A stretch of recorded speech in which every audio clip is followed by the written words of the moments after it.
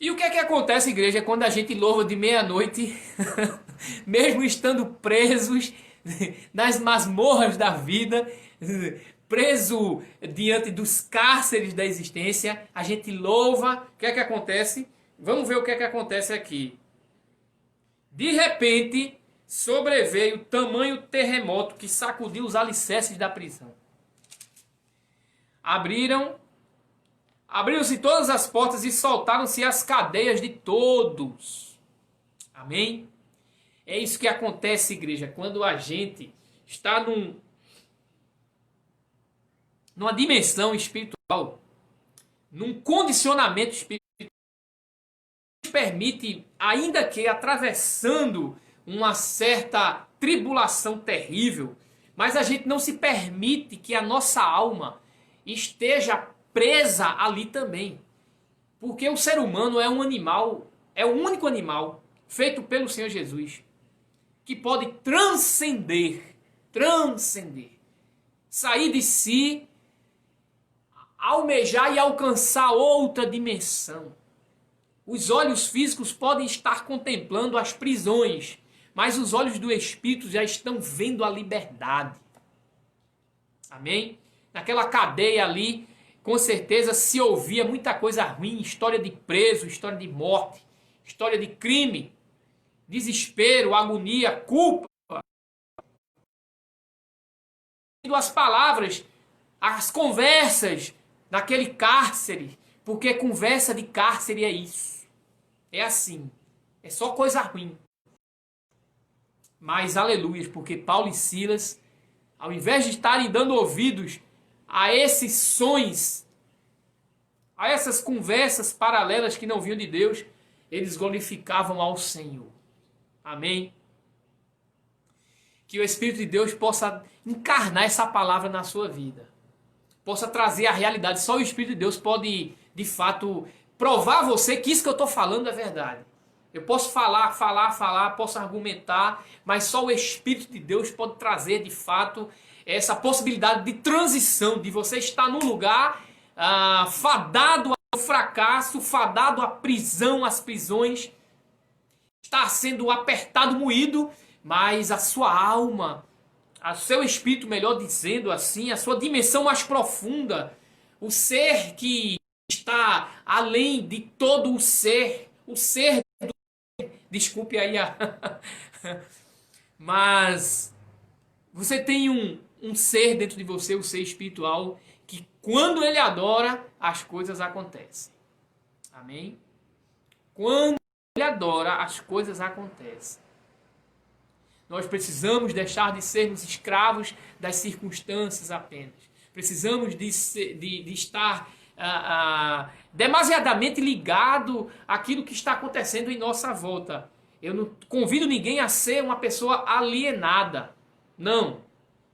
Se alguma coisa está acontecendo, a gente vive aquele processo, a gente raciocina, a gente pede a Deus. Mas eu gostaria de dizer a você que há a possibilidade de você não se deixar encarcerar das situações. Por mais que as prisões sejam reais na sua vida, o seu espírito pode não se deixar encarcerar e pode romper em liberdade. Ele escutará. E foi o que aconteceu aqui. Deus escutou e rompeu aquelas cadeias, rompeu os alicerces daquela prisão. Amém? E de fato que diante daquele estrondo, diante daquele terremoto, Deus faz aqui, conforme o relato bíblico, que é verdadeiro, que traz verdade para você e para mim hoje aqui, que muda vidas. O conhecimento, ele altera o ser humano, tá certo? Claro. Ele melhora muito, ele traz conhecimento a gente.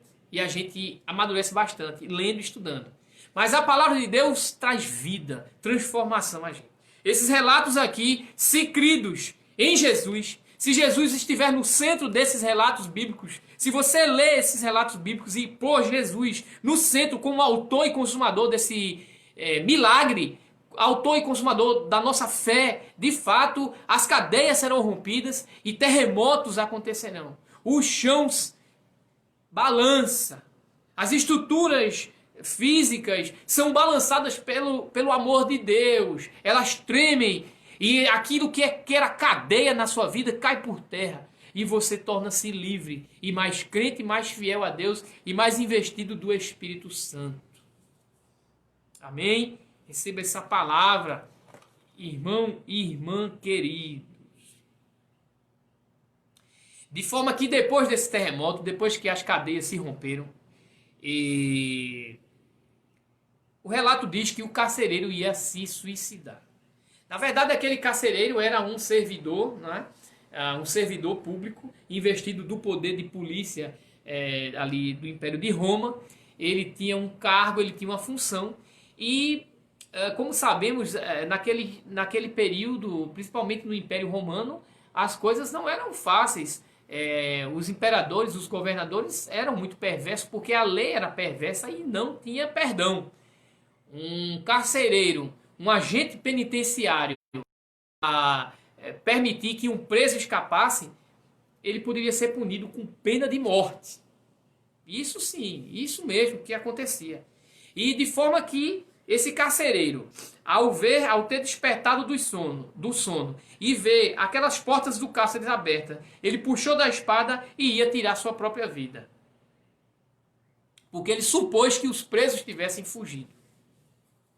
Aquele carcereiro ainda não conhecia Jesus. Aquele carcereiro ainda não tinha ouvido falar do testemunho desse homem salvador, do Filho do Homem, daquele que veio para resgatar e salvar a ovelha perdida, o filho perdido, que se encontrava, qualquer um que se encontre perdido.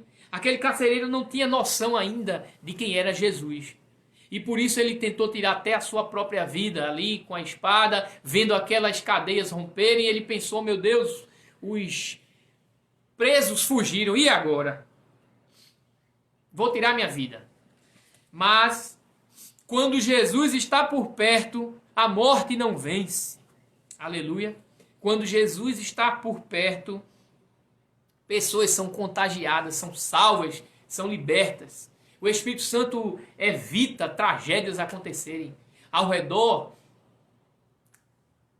de quem estiver próximo a Cristo. De forma que, antes do carcereiro se suicidar, Paulo se antecipa mais uma vez. Olha aqui exemplo de Paulo. Primeiro vai lá, exorciza aquele demônio que tomava conta de uma pobre jovem, liberta. Ele fala, é o homem da fala, é o homem que vai lá e diz e fala aquilo que acha, no poder do Senhor Jesus. E agora ele se dirige ao carcereiro e brada em alta voz: não te faças mal algum, porque estamos todos aqui. A gente não fugiu. Calma, não está tudo perdido. Então o carcereiro, tendo pedido uma luz, entrou precipitadamente e trêmulo prostrou-se diante de Paulo e Silas. Aquele carcereiro talvez nunca tinha se deparado com presos daquela qualidade, daquele tipo de gente. O carcereiro com certeza não tinha, talvez, conhecido, não tinha prendido um preso como Paulo e Silas, tocado e transformado pelo Evangelho, que oferece ajuda ao próprio carcereiro. A gente conhece da rivalidade entre criminosos e carcereiro, mas quem está em Cristo não tem rivais. Em Cristo não existem rivalidades, porque todos são comum.